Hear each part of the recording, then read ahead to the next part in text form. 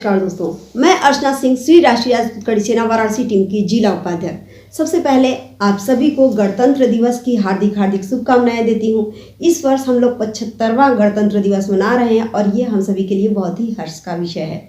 अभी कुछ ही दिनों पहले 22 जनवरी को भगवान राम की प्राण प्रतिष्ठा हुई है अयोध्या में, जिसके हम लोग साक्षी बने हैं और ये हम सभी के लिए बहुत ही हर्ष का विषय है, क्योंकि हम लोग एक ऐसे चीज़ के लिए साक्षी बने हैं जो आने वाली पीढ़ियां स्मरण रखेंगी इस दिन को।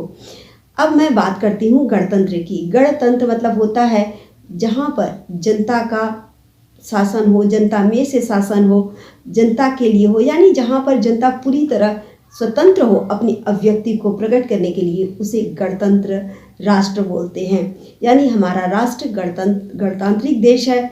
हम लोग स्वतंत्र हैं अपनी अभिव्यक्ति को प्रकट करने के लिए। हम चाहे जैसे कपड़े पहन सकते हैं, हम चाहे जैसे ढंग से रह सकते हैं, आज़ादी से रह सकते हैं। हाँ, जबकि हमारे वजह से किसी और को प्रॉब्लम ना हो। जबकि बहुत से देश हैं, वेस्टर्न कंट्रीज़ हैं या बहुत से मुस्लिम कंट्रीज़ हैं, मैं कहूँ तो वहाँ पर बहुत सारे रूल्स एंड रेगुलेशंस हैं। वहाँ पर आप किसी भी कास्ट के हों, कोई भी हो, लेकिन आपके लिए रूल्स हैं कि आप ड्रेस कोड होता है उसको फॉलो करना होगा। बहुत सारे रूल्स रेगुलेशंस होते हैं, लेकिन उस हिसाब से हमारे देश में बहुत ज़्यादा स्वतंत्रता है। बहुत ज़्यादा सौभाग्यशाली हैं कि हम एक ऐसे देश में रहते हैं जहाँ की अपनी अभिव्यक्ति को प्रकट करने के लिए हर व्यक्ति आज़ाद है। और ये हमारे लिए बहुत ही हर्ष का विषय है कि हम भारतवासी हैं, भारतीय हैं। अब क्योंकि मैं कड़ी सेना की उपाध्यक्ष भी हूँ, तो चलिए मैं बात करती हूँ अब राजपूतों के योगदान की, जहाँ की मतलब स्वतंत्रता में राजपूतों का क्या योगदान रहा है। पहली क्रांति जो स्वतंत्रता के लिए हुई थी 1857 में जब हुई थी, तो हमारे बिहार के राजा थे वीर कुंवर सिंह, जो कि 80 साल की उम्र में जिन्होंने स्वतंत्रता के लिए बिगुल फूंका था अपने बिहार से। तो 80 साल की उम्र जिसमें लोग लाठी डंडों के सहारे की जरूरत पड़ती है, दूसरों के सहारे रहने की कोशिश करते हैं, महसूस करते हैं कि मैं अकेले नहीं चल पाऊंगा, अकेला कुछ नहीं कर पाऊंगा। उस उम्र में अगर कोई लड़ने के लिए बिगुल फूंकता है, यानी ये कोई बहुत ही बहादुर व्यक्ति ही हो सकता है, तो वो वीर कुंवर सिंह जी ने किया था। तो 1857 में हम देखते हैं। उसके बाद जब हमारा देश आज़ाद हुआ था, जब विनोबा भावे जी ने कहा था भूमिहीनों को भूमिदान करने के लिए, तो बहुत सारे राजपूत राजा, उस टाइम हमारे देश में जितने भी राजपूत राजा थे, सभी लोगों ने अपने भूमि को दान दिया था ताकि भूमिहीनों को भूमि मिल सके, वो लोग भी अपनी जीविका को उपार्जन कर सकें। और उसमें सबसे अग्रणी नाम जो आया था, बनारस के राजा काशी नरेश का ही नाम आया था। सबसे पहले उन्होंने भूमि दान करने का निश्चय लिया था। यानी हमारे देश के जो भी राजपूत राजा रहे हैं पहले या आज भी, उन लोगों ने हमारे देश की स्वतंत्रता के लिए बहुत सारा योगदान दिया है। तन मन धन से हर तरीके से योगदान दिया है। वीरों की भूमि जो राजस्थान रही है, सभी लोग जानते हैं। अब बहुत सारे लोग मुझसे ये भी क्वेश्चन करते हैं, क्योंकि मैं जब कड़ी सेना की बात करती हूँ, मैं राजपूतों की बात करती हूँ जब, तो अधिकतर लोग ये क्वेश्चन करते हैं कि राजपूत अगर इतने बहादुर थे तो युद्ध हार क्यों जाते थे। राजपूत अगर हारते थे युद्ध, तो मैं यहाँ ये बता दूँ कि इसलिए नहीं हार जाते थे क्योंकि वो कमज़ोर होते थे, बल्कि इसलिए हार जाते थे कि वे छल के शिकार होते थे। यानी जो भी मुस्लिम शासक या फिर आक्रांता, विदेशी आक्रांता होते थे, उस टाइम आक्रमण करते थे, जबकि मतलब नियम होता है, युद्ध का नियम होता है जो राजपूत लोग फॉलो करते थे।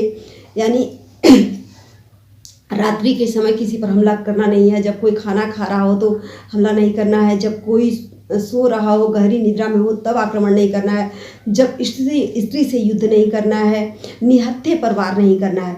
ये राजपूतों के कुछ वसूल होते थे जो कि वो फॉलो करते थे। लेकिन जो विदेशी आक्रमणकारी होते थे या फिर आक्रांता होते थे, वो लोग इन नियमों को ताक पर रख देते थे। यानी लोग किसी भी युद्ध के नियम को नहीं फॉलो करते थे। पृथ्वीराज चौहान की मैं बात करूं तो जब युद्ध हारे थे, यानी 17 बार उन्होंने मोहम्मद गोरी को हराया था, और उसको वो अगर उसी टाइम अगर मार दिए होते तो ज़्यादा अच्छा रहता। लेकिन उन्होंने 17 बार हराने के बाद 18वीं बार अगर हारे थे, तो इसलिए हारे थे क्योंकि जब उसने आक्रमण किया था मोहम्मद गोरी ने, वो 3:30 बजे 4 बजे के भोर का टाइम था। उस समय पृथ्वीराज चौहान की पूरी सेना जो है वो सो रही थी, आराम कर रही थी। युद्ध के बाद अगर आप थके हो और उस टाइम अगर आप गहरी निद्रा में हो, उस टाइम कोई आक्रमण करेगा तो आप सोच सकते हैं कि किस तरह से आपके सामने क्या सिचुएशन होगी और आप कितना युद्ध कर पाएंगे। अगर भोर के समय कोई गहरी निद्रा में हो और कोई आक्रमण करे तो कोई सेना किस हद तक मुकाबला कर सकती है, आप लोग सभी लोग जो भी वीडियो देख रहे हैं सोच सकते हैं। तो यानी पृथ्वीराज चौहान जब हारे थे उस टाइम भोर का समय था, जब उनकी पूरी सेना सो रही थी। 3:30 बजे फिर भी उन्होंने युद्ध लड़ा और बुद्धिमानी से लड़ा। और पृथ्वीराज चौहान को कहा जाता है कि वे शब्द वेदी वार चलाते थे, यानी शब्द को सुनकर उनको आंखों पर पट्टी बंधा होता था, फिर भी अगर जरा सा आहट हुआ तो उस आहट पे शब्द वेदी वार चला करके, शब्द वेदी वार भारत में 2 ही लोग चलाना जानते थे, एक राजा दशरथ और दूसरे पृथ्वीराज चौहान जी।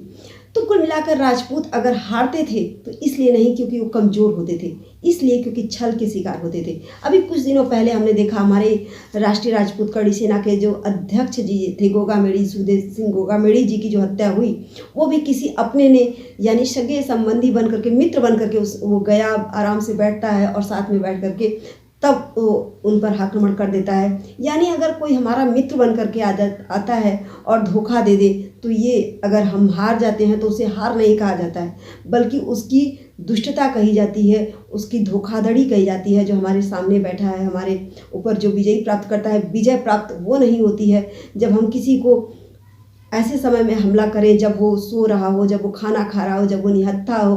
तो इस तरह से युद्ध अगर राजपूत हारते थे तो वो इसलिए नहीं हारते थे क्योंकि वो बल में कमज़ोर थे, बल्कि छल के शिकार होते थे।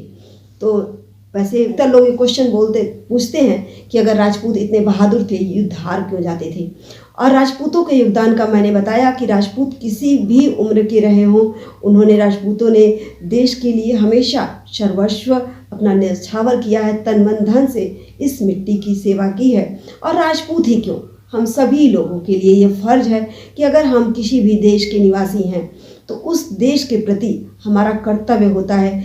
अगर मैं एक बात बोलूं, बहुत से लोग अगर शायद ये कुछ लोगों को बुरा लगे, मैं ये कहती हूँ कि अगर एक व्यक्ति के बदले एक गांव की रक्षा हो जाए, अगर एक गांव को अगर हमें न्यौछावर करना पड़े, एक हमारा राज्य सुरक्षित रह पाए, या फिर हमारे एक राज्य को न्यौछावर करना पड़े एक देश के लिए, तो वो कम होता है।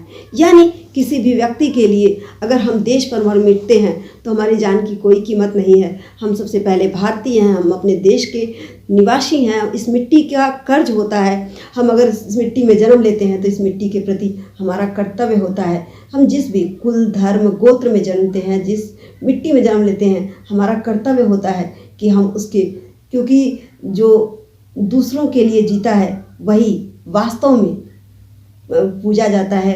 बाद में अगर मैं कहूँ, मेरे हमेशा जो कहती हूँ कि व्यक्ति जो है, हम जब जन्म लेते हैं तो भले ही जश्न मनाने वालों की संख्या 1-2 हो, लेकिन जब हम मरे तो हमारे सामने हजारों लाखों आंखें नम हो हमारे लिए, ये हमारे सौभाग्य होती है। यानी सबसे खुशकिस्मत होता है वो तन जिसका तिरंगा बने कफन। तो यानी अगर हम देश में इस देशवासी हैं तो हमारे लिए खुशकिस्मती की बात है कि हमारे लिए तिरंगा कफन बने। तो आज ही आप सबको हार्दिक हार्दिक बधाई देती हूँ। नमस्कार।